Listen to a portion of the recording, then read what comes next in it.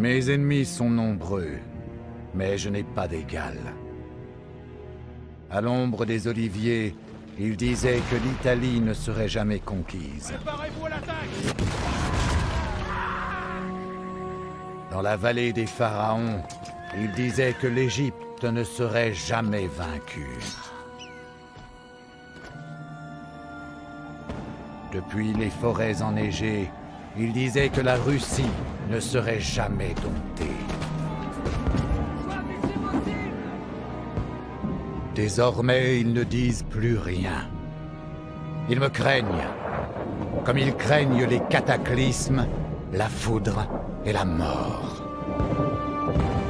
Je suis Napoléon. Je suis empereur.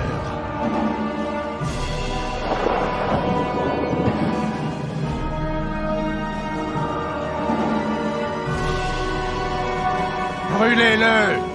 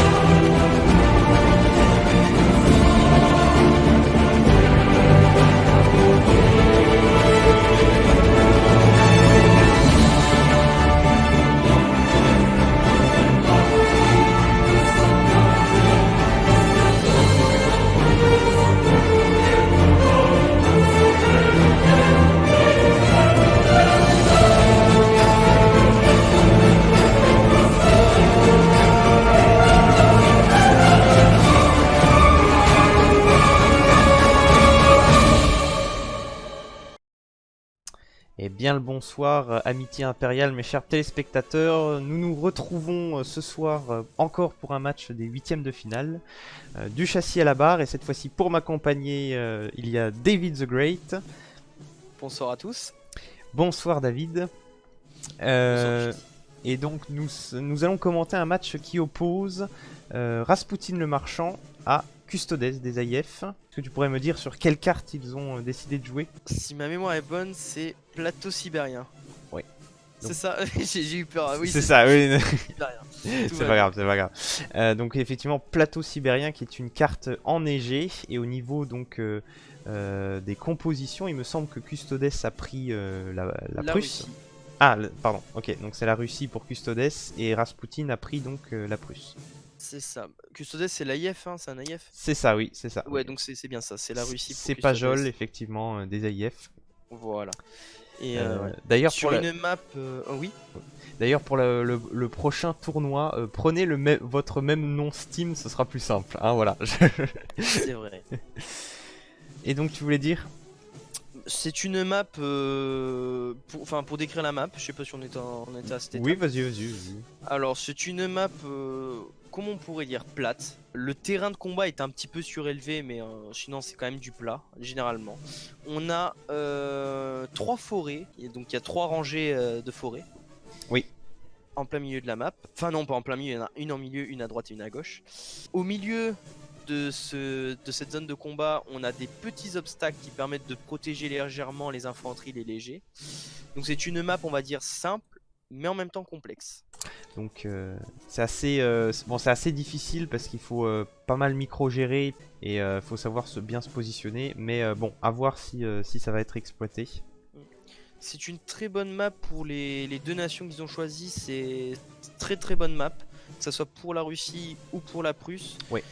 La Russie, pourquoi c'est une bonne map pour elle? Parce que tout simplement, grâce aux forêts, il peut mettre ses légers de moins bonne qualité dedans. Ce qui fait que ça va absorber les balles prussiennes et donc du coup remettre à égalité la qualité des deux unités. Du tir, ouais. Voilà, et aussi il peut en fait se servir des forêts pour préparer ses attaques. Et la Prusse, pourquoi c'est une bonne map? Tout simplement grâce au terrain découvert, il peut mettre ses légers qui sont du coup un peu plus de meilleure qualité, du coup éviter, donc enfin essayer de prendre la forêt mais tirer dedans, parce que le problème voilà c'est que ça absorbe la plupart de ses balles, et comme la Prusse c'est une nation qui a de très puissants légers face à la Russie surtout par exemple, il faut éviter. La Russie, le petit problème de la Russie, c'est qu'on a de très bonnes unités de mêlée, mais par contre, on a les unités sont très mauvaises au tir pour la plupart. À part les Lifeguards, les Semenovsky et tout ça, tout est pourri au tir. Donc du coup, la Russie va devoir avancer dans les forêts et essayer de push par les forêts. Enfin, normalement, c'est ce qui est censé se passer. C'est effectivement en toute logique ce qui est censé se passer. En termes de favoris, donc Custodes semble quand même favori pour ce match face à Rasputin. Donc on rappelle qu'ils ne connaissent pas encore leur futur adversaire de quart, puisque ça va être le match qui va se jouer entre Dictateur Gentil de la VGS et Lubout 2. Les phases terminales donc sont en un seul match, et donc ils n'ont pas le droit à l'erreur sur ce match s'ils veulent continuer l'aventure. Tout à fait. Et la batterie de la convention, n'importe quoi. Les licornes normalement donc sont reconnus pour être destructeurs, et puis c'est une map qui permet réellement d'en tirer parti. Ah ouais, cette map elle est vraiment très très bien pour ce genre de canon. Oui, tout à fait. Alors donc on a la composition prussienne. On note déjà que il fait un temps de chien, monsieur. Toutes nos armes feront long feu. Donc on rappelle que par temps de pluie, les cartouches, le nombre de cartouches des unités est divisé par 2. Donc ce qui va avantager le russe. La Russie. Ouais. Alors, au niveau du général prussien, donc on a un général étoilé en la présence de Gerhard von Scharnhorst. Voilà. Pour ce qui est des infanteries légères, donc nous avons 2 Schutzen de Silésie, 3, 4. J'en ai loupé un peut-être? Non, il n'y en a que 4. 4 Schutzen. Ah, un grenadier. Donc le premier grenadier, premier bataillon de grenadier oriental, de Prusse orientale. Donc c'est une unité de DLC.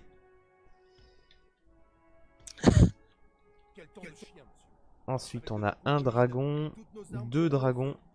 Donc assez peu de cavalerie et 2 cavaleries moyennes. Bon, les dragons c'est de la cavalerie de ligne comme on appelle ça. Oh non. 3, 4, 5, 6. Donc alors 6 unités de mousquetaires, une lance-mer, 2 gardes à pied. Et oui, je partage tes craintes. Aïe aïe aïe aïe aïe. Je partage tes craintes effectivement, puisque ça m'a tout l'air d'être une noob box. Aïe aïe aïe aïe. Je pense que tu es d'accord avec moi. Et effectivement, j'ai oublié de parler du plus important, à savoir de l'artillerie à pied de 12 livres qui était gradée à 2. Mais sur cette carte, à cause du fait que, vous pouvez le voir, il y a une petite élévation du terrain pour arriver sur le plateau central. Donc son artillerie, malgré le fait qu'elle tire très loin, va être inutile. C'est pour ça que je disais que les obusiers étaient très bien, car c'est une petite map. Donc ils sont très rapidement à portée de toute la map, tout simplement, puisqu'ils vont normalement se mettre sur la zone de combat, comme je le disais dans le chargement. C'est une petite zone, on peut très bien voir sur la minimap, hein, on le voit bien, hein, donc le contour est vert foncé, hein, donc montrant que c'est la zone la plus basse. Et plus petit, on a une zone beaucoup plus claire au milieu, et c'est la zone normalement de combat de cette map. Et là, j'ai l'impression que le Prussien ne va pas du tout aller dans cette zone-là, et je pense que ça va être un match très rapide, surtout si on a des licornes en face. Ouais, et des Russes. Oui, j'ai l'impression que qu'il nous fait une noob box. Ah non, il s'est redéployé là. À Il peu s'est un petit près. peu redéployé, mais Ouais. bon, ça reste essentiel. On va voir. S'il avance, tant Ah, mieux. on est peut-être mauvaise langue, hein. Peut-être qu'il va avancer. Ouais, moi je suis très mauvaise langue, je sais. Ça peut m'être reproché pendant les pendant que je commente, c'est vrai. Bon, moi je suis honnête, je suis franc. Et je peux donner des indications de jeu aux autres, à ceux qui veulent apprendre et ceux qui veulent pourquoi pas en savoir plus sur leurs adversaires. Parce que c'est vrai qu'à chaque fois que je commente, j'hésite pas à dire ah vous voyez lui il manque ça, lui il manque ça, lui son point fort c'est ça. Eh Donc du bien, coup je donne pas mal de trucs, hein. eh bien, écoute, mon cher David, c'est noté. Tu donnes des cours du soir. Voilà. Voilà, tout à fait. Ça fera 10 euros. Ouais. Donc, n'hésitez pas à le contacter. 06. 06 42.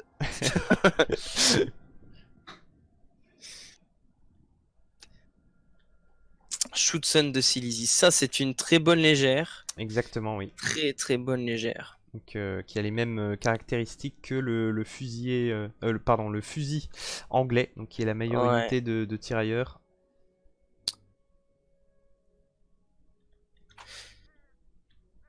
Suivi par les tirailleurs portugais. Exactement.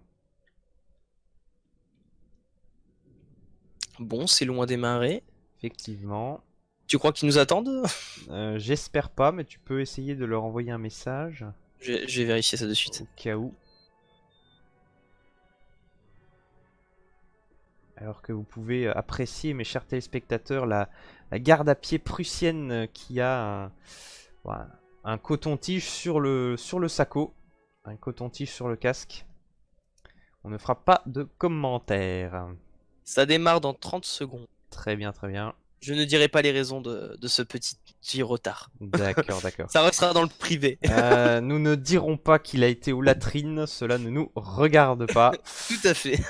Tout à fait, mon cher Hervé. Tout à fait, Thierry.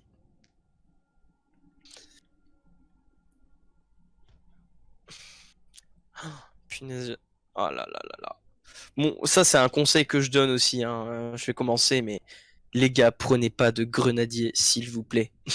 Ouais, Ça a moins d'hommes.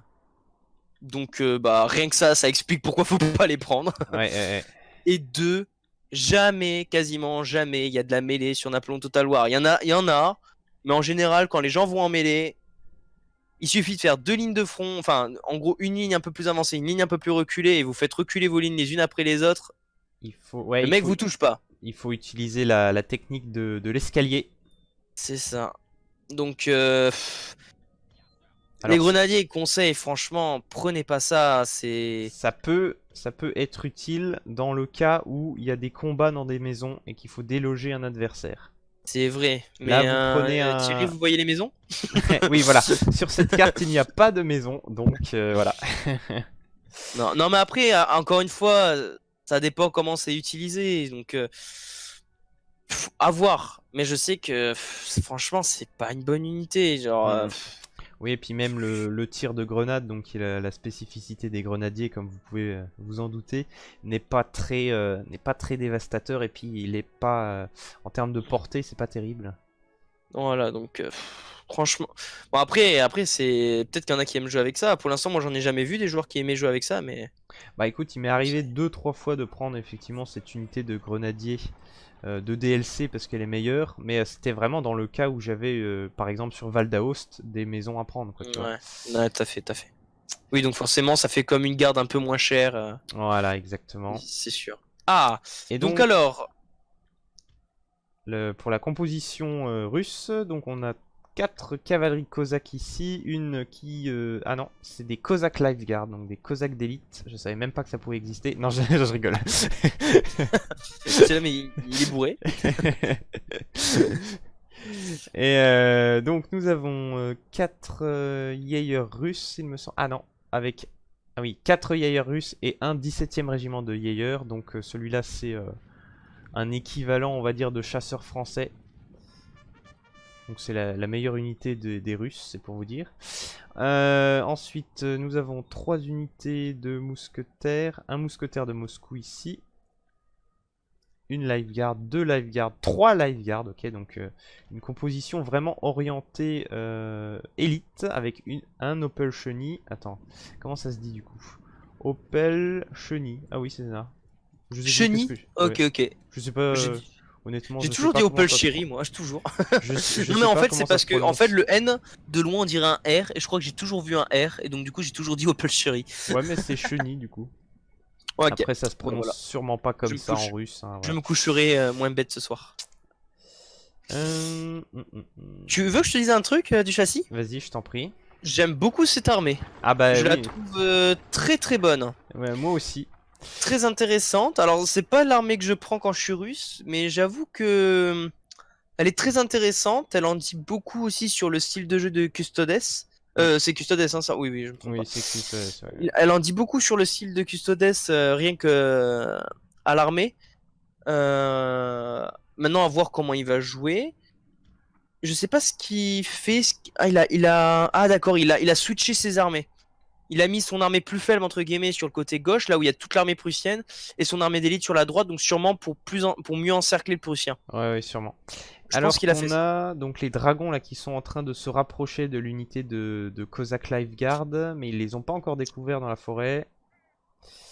On a donc le russe qui ramène des troupes en renfort avec le général. Mais le Bon, ça Prussien va, fait demi-tour. le prussien ne nous a pas fait une noob box, ça va. Oui, effectivement, on a été mauvaise langue. Du coup, il s'est avancé sur le plateau, Ah ouais. notamment avec son artillerie. Donc, il va pouvoir profiter de la race campagne que constitue ce plateau. Pour le coup, je priais pour être mauvaise langue, je te jure. Hmm, Bah, pour lui et pour nous, quoi. Sinon, Oui, ça aurait oui. été pas drôle à commenter. Effectivement, oui. Oui. On aurait été là, bon, alors nous avons un encerclement du russe, et puis terminé. fin du live. Fin du game. Et on a oublié de préciser que le russe, bien évidemment, a pris des licornes. Alors, il n'a pas pris les licornes de 20 livres, mais elles coûtent très cher. Oh, Il a pris les licornes de 10 livres. c'est une petite bite. Non, non, c'est bien. Non, franchement, son armée, comme je te dis, il a pas pris les 20 livres, il a pris des 10 livres, mais du coup, ça lui permet de prendre 3 lifeguards et un Cossack lifeguard. Oui, oui, oui. C'est très intéressant, comme je l'ai dit tout à l'heure, c'est très intéressant. Est-ce qu'il a pris le 17ème Jagger Oui, oui, il a j'ai pris dit en au plus tout le début, ouais. 17ème. Mm, mm. Mousquetaire de Moscou, il a pris en plus, donc ouais, franchement, donc, son une armée unité est vraiment pas mauvaise du tout. d'élite en plus, ouais. Moi, ce que j'aurais peut-être modifié, après ça, c'est mon goût et mon style de jeu, j'aurais peut-être changé 2 lanciers pour 2 Jagger à cheval, peut-être. Mais ça, c'est mon style de jeu, après, voilà. Mais son armée est excellente et j'aime beaucoup. M'entends-tu du châssis? Oui, oui, toujours. Ah, mais quand j'ai pas de réponse, voilà. Ouais, excuse-moi, c'est vrai que... Soit je raconte de la merde, soit mon partenaire a une crise cardiaque.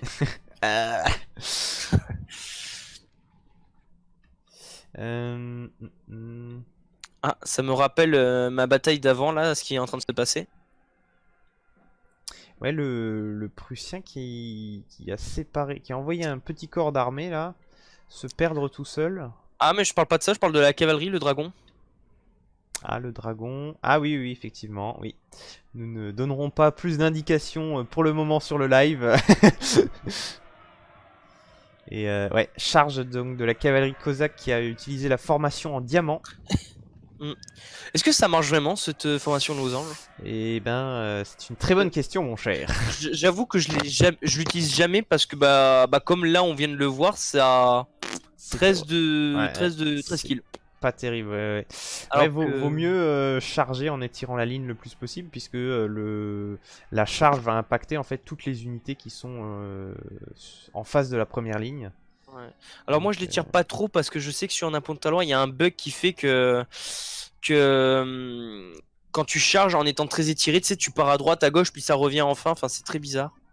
Ah oui, oui, parce que Donc je la mets toujours sur 3 rangs, ça suffit, c'est Ouais, bien. ouais. Mais après, c'est vrai qu'en termes de manœuvrabilité, la formation diamant a l'air Elle est pas ouf, désavantageuse. Ouais, ouais, ouais.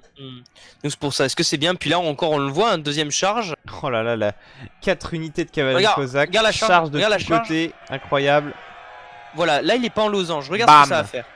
Voilà. Bah oui, non, je suis désolé, faut pas jouer en losange. Hein. Bam. Là, la preuve. Et ouais, l'unité de dragon a été complètement annihilée par Ah bah. une triple charge de tous côtés. Ah bah là, encerclement. Tout. Il a carrément ramené au cas où encore le Cossack Lifeguard, mais ce n'était pas nécessaire. En attendant, on a eu un petit échange du Jagger russe avec le Landwehr prussien. Oui, effectivement, alors que la licorne tire ses premiers boulets. Joli tir d'ailleurs sur le mousquetaire qui est passé à 154. Oui. Donc 6 kills. Les hommes sont rompus de fatigue, monsieur. Ils ont besoin d'un peu de repos. Je pense que je joue la Russie en quart de finale. j'ai trop... Tu sais que j'ai trop envie de la jouer cette faction. C'est vraiment une faction. Même si elle est nulle au tir, j'ai trop envie de la jouer. Ouais. Donc voilà, comme je disais, regardez les grenadiers, ils étaient à 100. Ils se prennent une salve, ils partent direct, ils sont à 98. Bon ça c'est parce que ils se sont pris une salve. Mais justement, imaginez vous jouez agressif avec cette unité, elle se prend la première salve. Donc au moment de l'attaque, vous jouez à 96 contre 160. Oui. Vous faites forcément écraser quoi.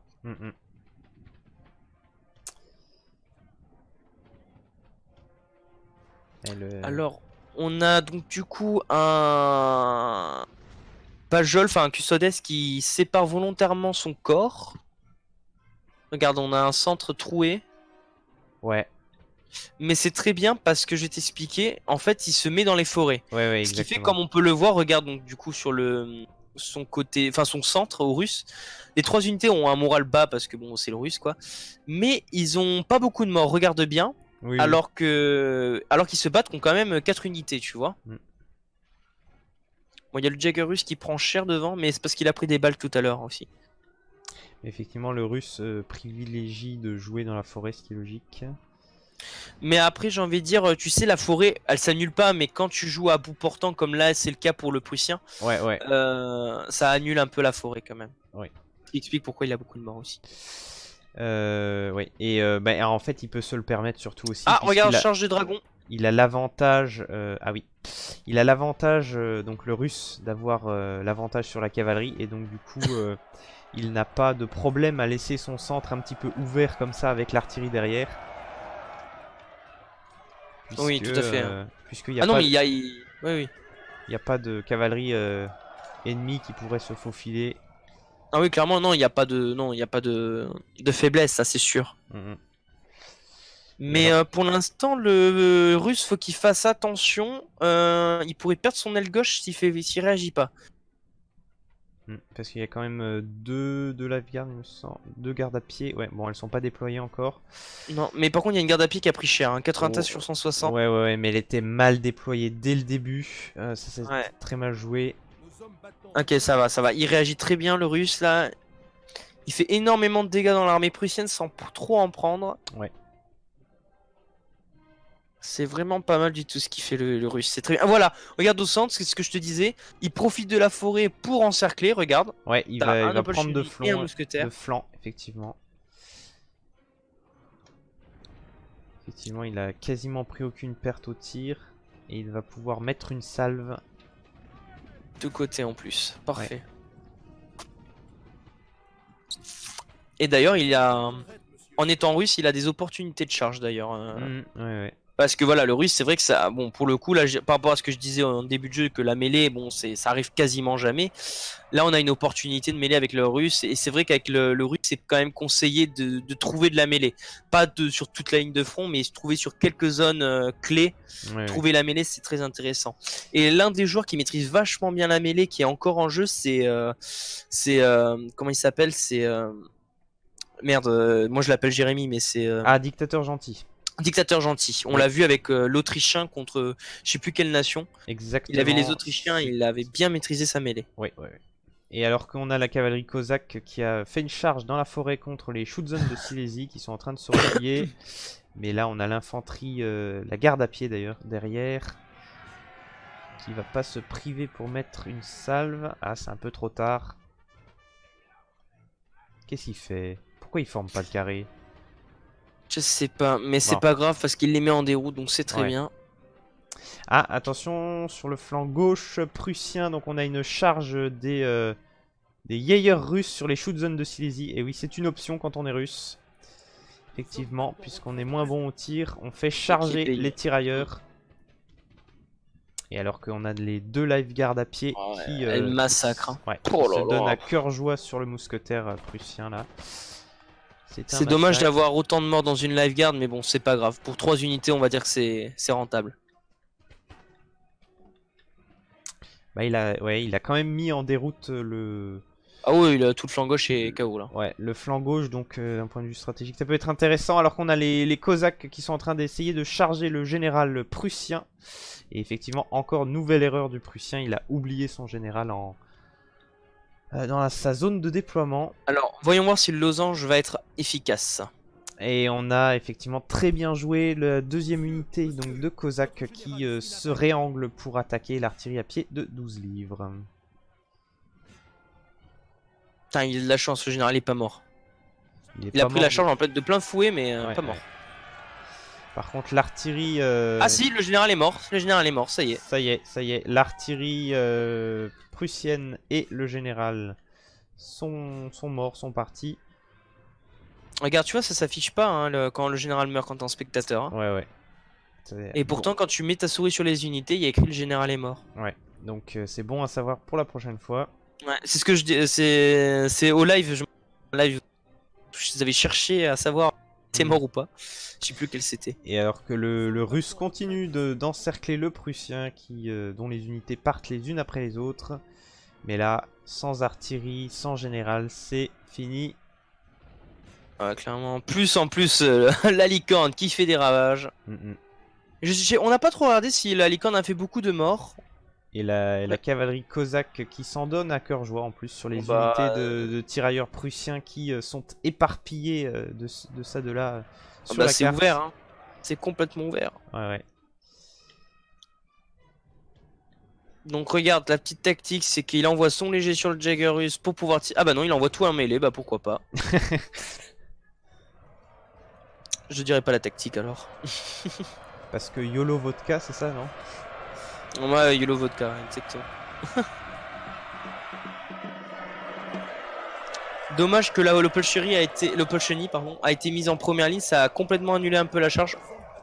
Bon, ça va, ça a fait quand même du truc, mais ça a quand même coupé une bonne partie de la charge. Et donc, bon, là, c'est un massacre. Hein, c'est un massacre. C'est un massacre, effectivement. Bon, attention quand même au TK de la licorne qui a tiré sur les Cosaques. C'est pas grave, c'est YOLO Vodka, c'est... Lazy.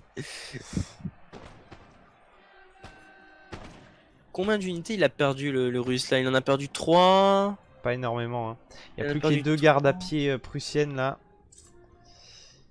Je crois qu'il a perdu 3 unités max ou peut-être 4. Qui sont mine de rien, qui restent sur le champ de bataille là, qui ont un bon moral. Mais l'issue de la bataille ne fait aucun doute. Ouais, ça, il a perdu 4 unités, il a perdu 3 légers il me semble et une cave. C'est ça, je crois. Ah non, il a perdu 4... Ah non, il est là-bas, le dernier léger. Donc c'est ça, il a perdu 3 légers et une cave. Ah, il y a encore 3 unités prussiennes éparpillées. Ah, ça y est, elle commence à partir en déroute. Ah, partant en déroute, c'est fini, l'armée est morte. Ouais, c'est fini. Et donc ça clôture ce match de 8ème de finale. Donc ce duel entre Pajol donc qui est custodes des AIF et donc Rasputin le marchand. C'était très sûr qu'il allait jouer agressif. Hein. Compo d'armée montrait de suite qu'il allait jouer agressif. Hein. Oui, bien sûr. Il y avait quand même 5 lanciers. 5 lanciers, si vous avez ça en face, vous savez que ça va jouer agressif. Et un push par la forêt au centre qui a été très efficace. Et à gauche qui a simplement contenu la garde prussienne. Donc très bien joué stratégiquement de la part de Custodes. Oui. Avec une maîtrise technique, une très bonne maîtrise technique. Donc c'est bien.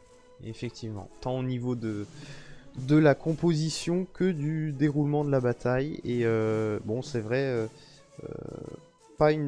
pas un très bon jeu de la part de Rasputin le Marchand, qui effectivement n'a pas forcément bien déployé ses unités. Il les laissait assez compactes sur 3 voire 4 ans. Hein, je sais pas si Tout à fait. t'as remarqué ça. Ah oui, oui, c'est ça. Non, mais c'est ça, on l'a vu dès le déploiement que ça allait être une game plutôt facile pour Custodes. Il n'y avait pas à dire. Non, mais ce qu'il y a à retenir du match, voilà, c'est que Custodes a une bonne maîtrise du jeu, très bonne maîtrise. Non, donc il mérite sa place de favori, hein, comme on dit. Hein. On rappelle que Custodes est un des favoris, pareil, du tournoi. Exactement, tout à fait. Je peux m'empêcher de rigoler puisque Dorsen, Dorsen s'amuse à envoyer des fake news sur le chat. Qu'est-ce qu'il a mis? Non, nous ne lirons rien du tout. Moi, je peux même pas voir parce que c'est. Quelle indignité. Je peux même pas voir parce que j'ai pas de compte Twitch. Je peux même pas voir les commentaires. Eh bien écoutez, mais ce n'est pas grave, j'ai envie de dire, voilà.